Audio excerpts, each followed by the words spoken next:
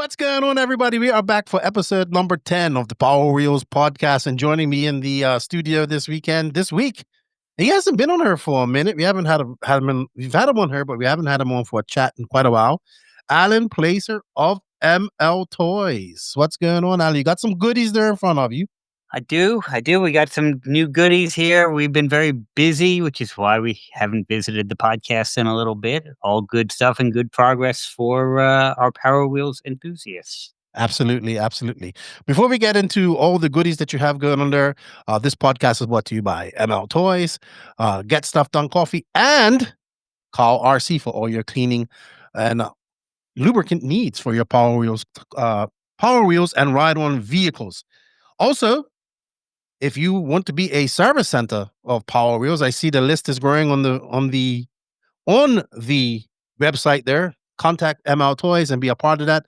I'm also been talking about this on my RC podcast because, funny enough, I have seen Power Wheels that are broken at hobby shops. So a good way to get parts, and good parts would be getting in contact with you. But we've both been kind of busy in our respective worlds. Obviously, you have been full time. You do the full time Power Wheel stuff.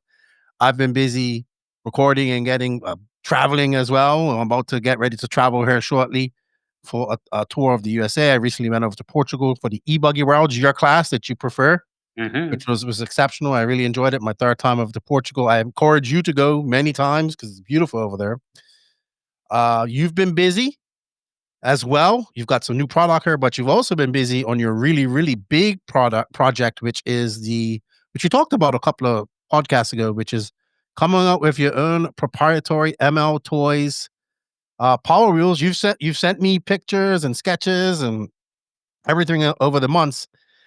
I know it's been busy. I know it's been hectic and stressful, but how are things coming along with that project? Yeah. It's been really fun. A lot of fun. You know what? Let me take a second because you mentioned your new sponsor, Cow RC. I got to experience some of their products recently, and I got to tell you guys, for the Power Wheels, what a great product to clean the cars. And I really thought, oh, they're just rebranding other stuff that you could get out there, but no, if they are, I don't know what the other stuff is. It really works well. You know, the drag racers, keeping those motor compartments clean is really important because you get that debris flying up into the motors. It'll burn up the brushes quicker, and you lose motors or at least lose speed. Yeah, Cow RC definitely got some cool products. Make your tires shine, make the motor compartments be a lot safer. So check them out. Yeah, they have some electronic spray. Yeah, That's good really to good. spray right into the motor, keep those brushes clean. The brushes, each time you run them at a drag race level, they carbonize inside the motor and you lose contact ability. Those of us that raced RC cars back in the 80s with brush motors, we were cleaning them between every race. And for the drag racers, you should be doing the same thing. That Cow RC electrical motor spray is perfect for that. Absolutely. And the Move Slick, I think it's called. I use it. It like you spray it on your car, it leaves a film. So it leaves not an oily film, but it leaves a protective film on it. It shines things up. I use it quite often on my RC cars as well. But yeah, good stuff. You can check it out. We have a coupon code in the written description of this podcast. You can save some money doing that. All right. So before we get into gearbox and tires, the new stuff that you have, let's talk about how the big project's going. Yeah, And if we everybody's excited about these new cars. They're coming along well. We are done with the design phase. What I mean by that is everything you do on computer is done. All the parts are 3D design, CAD design, whatever you call that. Um, and The cars look great. We've there was so much more to it than I thought. What do you want the dashboard to look like? And so many little nuances to it that I wasn't really expecting, but nothing that we came across that wasn't solvable. And it was really cool. The engineers that we work with, they'll do anything we want. So instead of them just designing everything and saying, "What do you think of this?" as they did each segment of the car, they would reach out to me, say, "What do you want for this?" And I'm thinking of it more from the performance level. So, I'm giving them feedback of what can we do to make this car not only a higher quality car right now than what's on the market, but also make it expandable as the kids grow and are ready for more speed with them. So that's been a lot of fun. We have our design patents should be here in the next week or so, and we'll be able to share a lot more imagery. One of the cool things, I didn't know we would be doing this actually.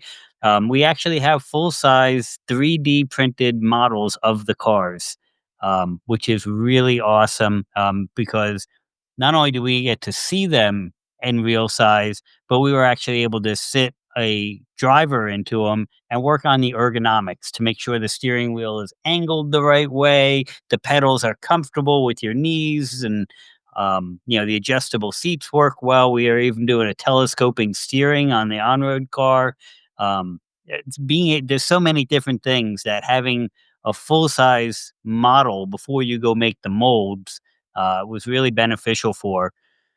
So the next step, it's going to get boring for you guys for a bit, but it takes months to make the molds. All the little pieces, and that's what we're going into now. Is just the sit quietly, calmly, and wait through the winter time while all the molds for the parts are made.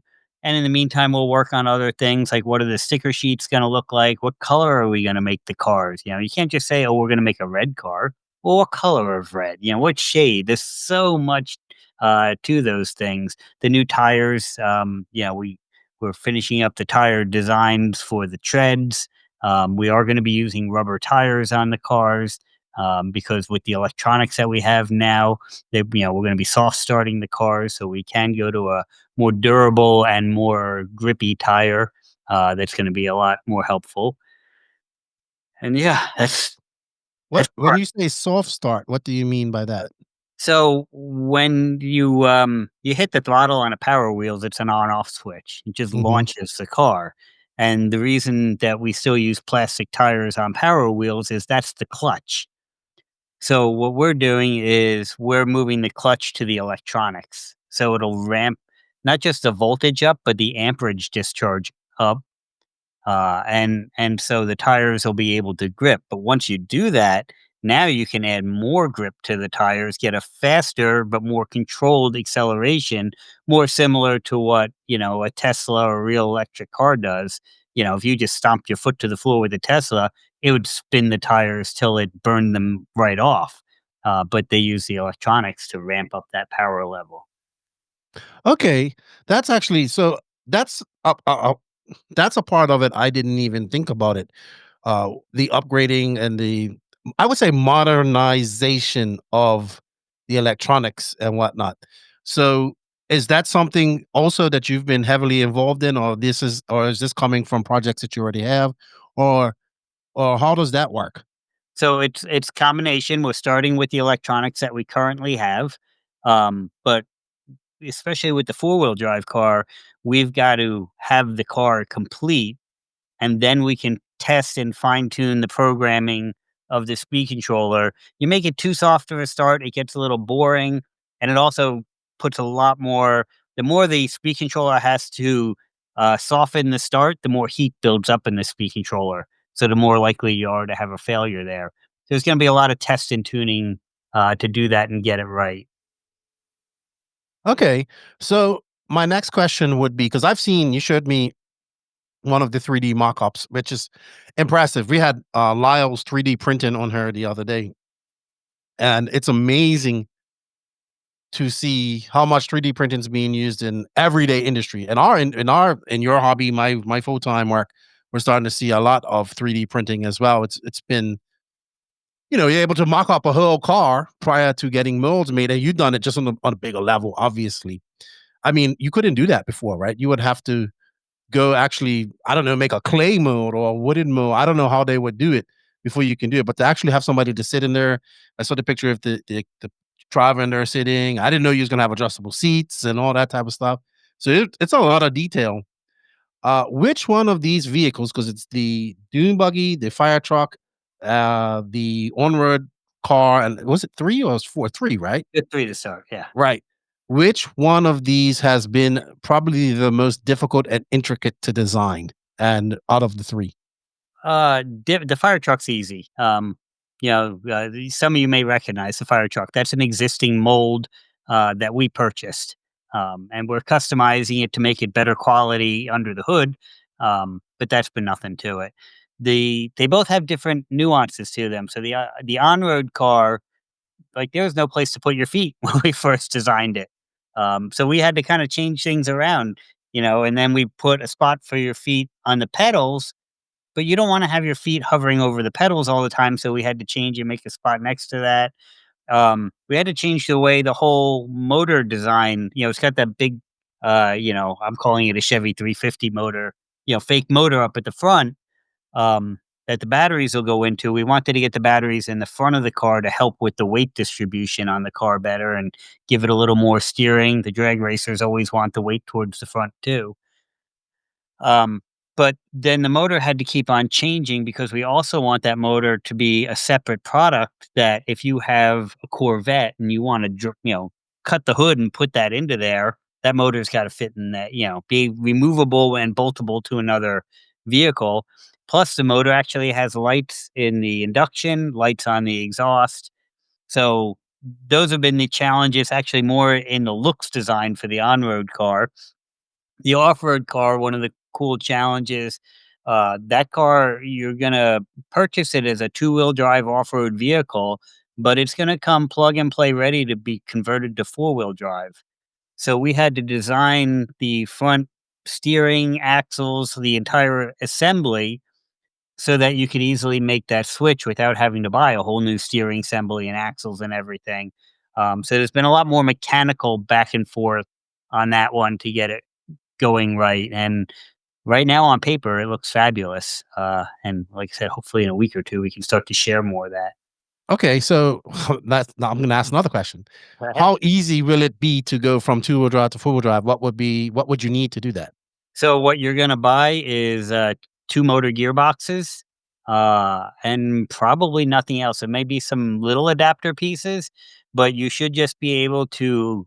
The way it's setting up right now is unbolt the wheels, slide off an adapter, a spacer basically that we have in there that looks cool, almost looks like a CV joint for the car. You're gonna slide that off, put the motor gearbox in. We're gonna have it all pre-wired so you'll just plug it in, bolt the tire back on, and should be good to go. I mean, realistically, this should be a 15-minute upgrade to do it. Awesome, awesome. So molds, I didn't realize molds took so long to make. Yeah, they're I believe they're all aluminum. There's different materials that they make them out of, but a machine has to sit and CNC the molds. Mm. And you're talking about some big molds. I mean, the Yes. body for the cars are huge, and the machine's got to sit there and mill that whole thing out. I never even really thought about that, to be honest. Because all the molds we use in RC are so small, right? Yeah. So wow. Yeah, like a whole body's gotta be mold. I gotta make a mold for a whole body Yeah, and out of aluminum. every little piece, there's so many little pieces to a car that you don't Right. even think about, but every little piece in plastic needs a mold made. Wow, and molds are not cheap. They are not cheap. This securing the financing for this has been very interesting. We may have some announcements about I forget the name of it. It's not GoFundMe, but we may do some pre-sales on the cars at a really Pre-order. cheap price for folks that have faith in us that we're going to come out with a good product. And maybe we'll Crowdfunding. do something unique with that first run of for people that pre-order. It might be color. Maybe we'll make them in a color that you can only get as a first run vehicle. Things like that. We want to try to make it special for like I said, the Yeah, folks that believe in what we're doing. yeah, they do this in, the action figure world because now most action figure stuff is adult action figures, adult collecting, Okay. and so they'll have like, Hasbro has a HasLab that they call it, and so I'll use GI Joe. So they have GI Joe in a 6 scale, a 12 scale with 6-inch, a 6-inch height, 6-inch dimension. The figure's all 6 inch. So, for instance, they wanted to make, I don't know if you're familiar with GI Joe. This is a little bit after your time. You're a little bit older than me. No offense, but they want to make vehicles from back in the '80s, but now that was 3 3/4 inches. Now to make a 6-inch scale, you can imagine it's not feasible to make. So you want to make a tank. You want to make a tank, right? It's going to be like this big and it's going to be expensive. So they do HasLabs, and what they do is they have levels. So if they reach a certain level, they're going to add this to it and add that to it. And if they reach another level, they add that and they add that. Some get funded, some don't, but most of them do. And that's how they kind. And then obviously people, collectors and people who want to sell this stuff, they'll buy 5, 6 of them. So they have them because they know once they have them, they're not going to make them again. Right. I know that's not the case with you, but I'm just saying this is what they do in the action figure world. And it takes about a year for these to come around. So, and they do several, like they'll do 2 or 3 throughout the year for certain things that you would not be able to get. I know because I want some, and I don't have the budget or space for any of them. So I get it. Some pre-orders, maybe, or some sort of ML Toys HasLab type of adventure. I get what you're coming from with Exactly. that. All right. I wanted to touch on a little bit of Power Wheels news. And the last time we had you on here, you was talking about one of the reasons why you want to build these cars is because you're starting to, I think it's Mattel, is kind of backing off from the production of the Power Wheels. Is that still something that they have backed off of, or what are they doing? There's still no official word from Mattel. Hmm. All I can tell you is go online and try to look for a Power Wheels brand vehicle. You'll only find the Jeep Wranglers. All the other Dune Racer, F-150, all those are gone. Mm. And the parts are starting to get more and more scarce. So, every indicator is pointing to that unless they have something big announcement that they're planning. Uh, we just have to go on face value of what we see. And hey, look, if they do stay around, fabulous. We welcome the competition from them, and we're going to keep making modification parts for not only their cars but all of the other brands of cars. That doesn't change just because we're making our own cars. We're under no superstition or belief that we're gonna like knock out all the competition. No, we want the competition. That's good. That'll keep us growing. And people buy parts for those cars from you as it is. So Yeah. it's a win-win for you. Um, a little bit of racing news. So a couple of things. The My other co-host Brian Boucher, who we're gonna have on her, probably have him on her next week. He's been working. I think he's taken over the Lapeer Racing thing, race kids program up there in Michigan. So they had a race this past weekend, and Brian is all about brushless, right? Yep. And I we've talked about brushless as well. We'll probably touch on that a little bit here. They had a race this past weekend. I'm gonna have him on to talk about it. But they had a little bit of an accident, right? And this is something that I don't think about much when we think about this because they were actually racing on the drag strip. And he had a blowout because they wrapped the tires and foams, and it was his nephew Carter. Man, it was pretty gnarly. And they had luckily just bought that young man a full face helmet, and he got him and smack dab into the wall. He was fine. He walked away from it, and he was like, "I," you know what he said? "I'm gonna make us millionaires one day, so this doesn't matter to me." And he got back racing, but uh, I will have Brian on her to talk more about that. Safety is something it it kind of goes by the waypoint because we think, okay, these are electric vehicles and stuff like that. But when we start putting speed behind them and they're doing more than 15 miles an hour, safety is an aspect. And I would encourage all families out there that are doing this, proper safety gear, man. Helmets, full face helmets, motocross helmets, full face helmets if you can, because on that video, I'm gonna send it to you. It looked bad. I mean, like you know what Brian goes to me? He goes, "I thoroughly believe in seatbelts now." And luckily, he did not get hurt. He walked away from it. But we have to really, I think full face helmets are necessary in this, especially if you're doing drag racing stuff. Yeah. Yeah, when we were at Rockingham, there was a rollover on the drag strip. One of the little girls, she also was unscathed from it. Um, I know Alex and I know Brian. They have the safety rules in place, Hmm. but it's racing. Accidents are gonna happen. We're not looking to Immune. remove all accidents. We're trying to make the accidents safer, just like NASCAR does and Yep. everybody else. It's always more sensitive when there's a little kid in the car. So everybody's got to be aware of the risks and follow those safety rules, and that's why that both of those kids were unharmed in their accidents is because of the safety rules that the race organizers are putting in place. When we go to sponsor any of the races, we always ask about their safety guidelines first. I don't want to sponsor a race that's putting kids at risk. We did just put a call out to I see Alex that. I was gonna Bryant. bring that up. Yeah, yeah, we want, and now everybody else wants to get in. Midwest Power Wheels. We want to have a national race. Shootout. Who's the fastest? I know who I think has the fastest group of kids. But we want to do a Power Wheels National. We're going to start just this morning. We started this banter back and forth that's quickly emerging into what should be a real thing. And I think in 2026 we're going to see a Power Wheels Nationals race that we'll put together.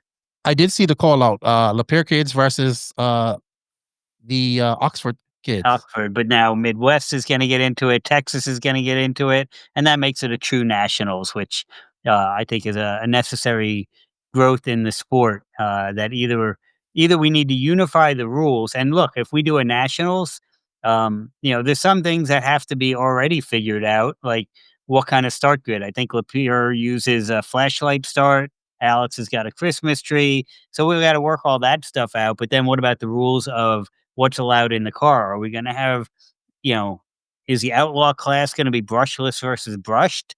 I think let each, to start it off, let each race organization bring their fastest cars. And in the end, whoever is the fastest will be the winning class, just like in RC car racing. Everybody always wants to see the fastest you can make them. I'm And sorry. I think those brushless cars are gonna eat those brush cars because you just can program them so much more. I'm sorry. That's I'm my not going to thoughts put on my it. opinion out there on it. There's more to it than just the motor. There's the traction that you can get from it too. Where would Riley we do can something? really Where would you do something like this? What would be the ideal spot to do this? I think especially if Texas and Florida are going to get involved, I think Rockingham might be a good central point for everybody to meet up. But we'll come up with it.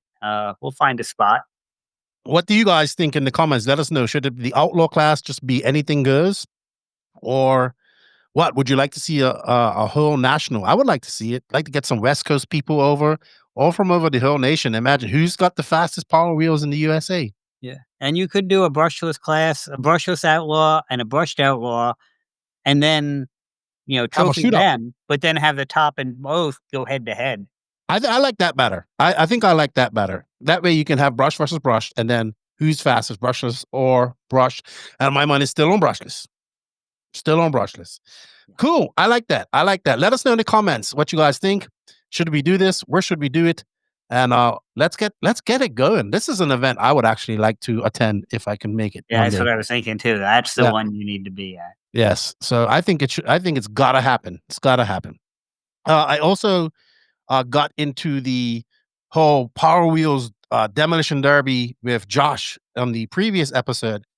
Dude, I am learning a lot of stuff in this, right? I not just Power Wheel stuff, but just I had no idea that demolition derby full scale went so deep, right? Oh yeah. And he was like, yeah, people have $50,000. What? $50,000 cars that you're gonna, but he goes, yeah, you gotta think it's the engine, it's the transmission, it's all. He sent me some pictures. It was a good interview with Josh. He's doing some good things with the kids over there in the Power Wheels Demolition Derby uh, world. I think that's where that soft start pedal would be good for him because them guys rip through some gearboxes too. Because there's a lot of stop and start, and hitting and whatnot. You could check that out on episode number 8, or check out Piston Broke Built as well on Facebook.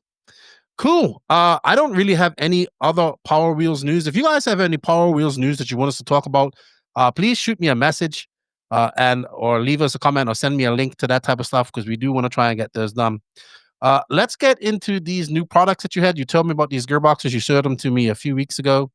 Let's get them. Let me see if I can enlarge you to not enlarge you, but enlarge your picture so you can. There we go. Cool. so people can have a better view of this. Sure. Before I dive into the gearboxes, I want to mention real quick new tires that we have Oh, come. okay. I don't have a picture to show you guys. We posted on our site, and I think you posted it on the Power Wheel podcast site, the 3D or the computer rendering.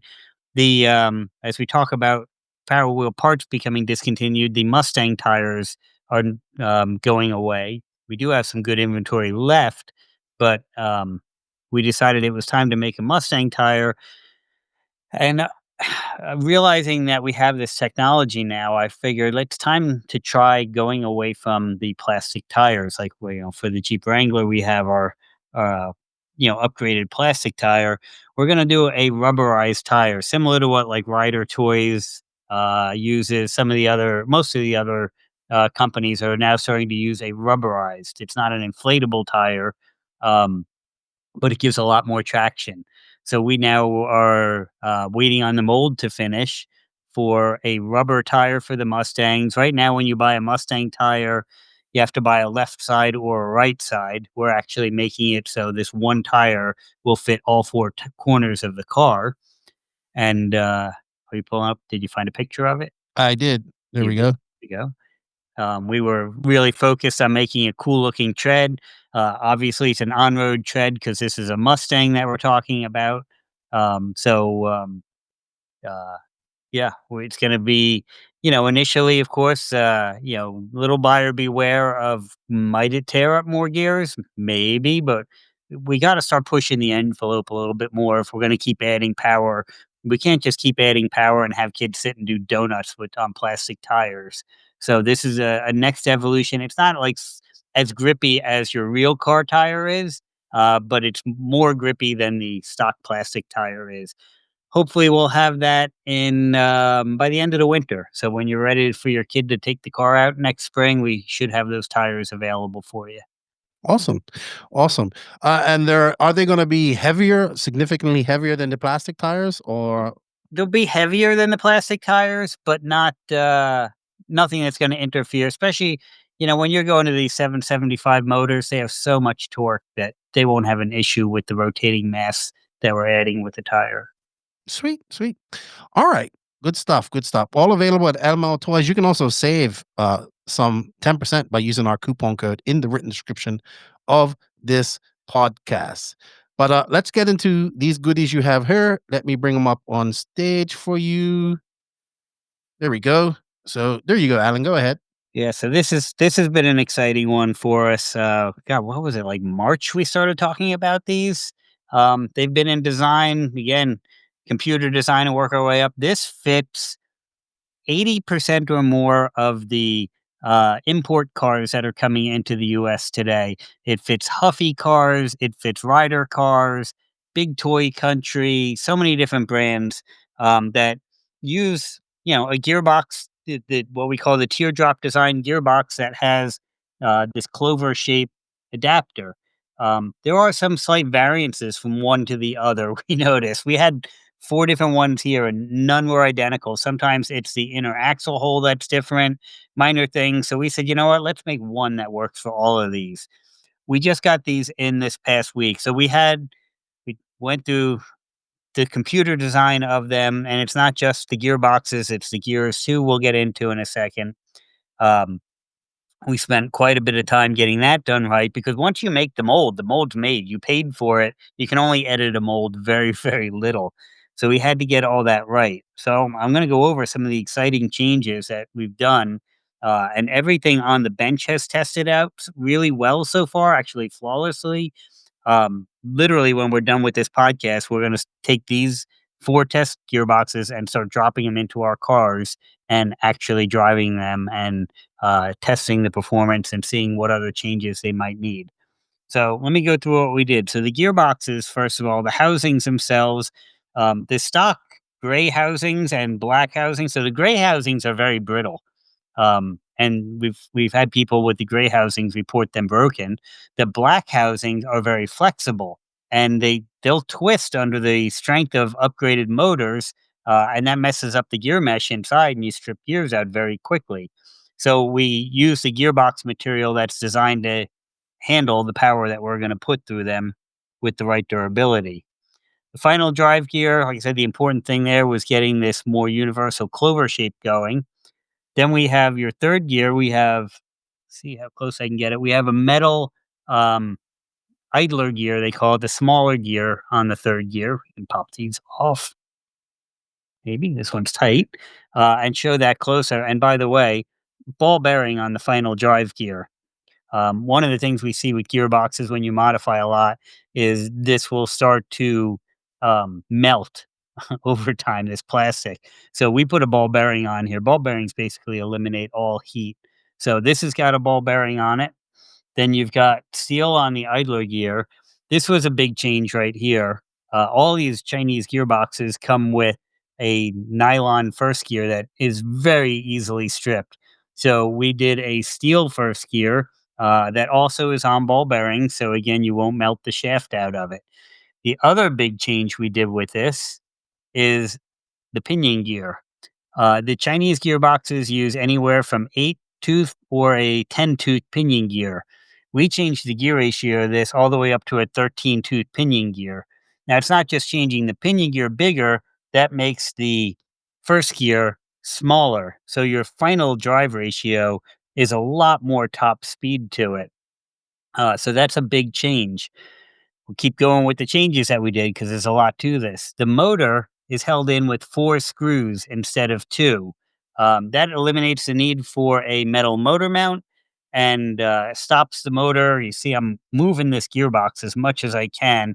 The motor's not moving at all in the gearbox. So the torque of the motor is controlled better that way. And then the other change we did is the motor itself. I have one out here. One of the problems we have with these style gearboxes is the motor shafts are normally half the length of this, and the pinion gear wasn't reaching the first gear. So we put not only a longer shaft in the motor, but then when we started doing the first round of bench testing, what we found was because we changed the gear ratio in it, the cars basically were so much faster just from the gear ratio, it was unstable with the regular motor that we have. So this is gonna be a new 775 motor. We'll do a different sticker on it to make it stand out. But the new motor is actually a little lower RPM, higher torque to stabilize this. Um, everybody always, oh, our faster RPM motor is going to get me more speed. No, that's really not the case. So we actually are going to do a whole new motor with these gearboxes, and I think that's all the upgrades for this. So it's been a lot. It's been a long road. The motor price isn't going to change, so that's not going to affect anything. These gearboxes are actually coming out very affordable, and if everything tests well here, and we can just tell our manufacturer to start manufacturing them, then we will have them again in the springtime. They should be available for everybody.